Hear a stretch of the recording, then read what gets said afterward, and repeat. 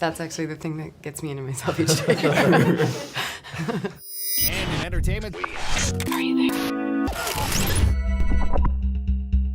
think what worried me the most was just losing track of the characters when the musical numbers came in, that somehow they'd feel like different people because they were singing, and then go back to being who they were in the scenes. I think at the beginning I was really trying to nail down what exactly the tone was going to be, and I couldn't fully understand what was going to be kind of anamorphic and what was going to feel a bit more grounded and realistic, and I think that Damien balanced that incredibly well. It was sort of bridging that gap and making sure that the people singing those songs were the same people in the scenes that you saw beforehand, and that you didn't lose track of these characters and their relationships, that was in service of the story, not vice versa. Musicals are a hard sell for today's audiences. That kind of full-fledged idea of people breaking into song because their emotions inspire them to is something I love, but not everyone loves as much as I do. So the challenge for this movie was to try to kind of make that feel accessible and relevant. You know, initially my character was younger. We changed him to being someone that was more, maybe was once an optimist, but now had become pretty cynical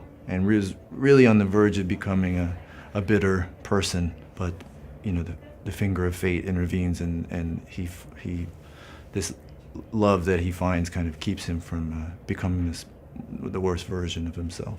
Going to dance rehearsal each day was really wonderful, and Mia's not a dancer.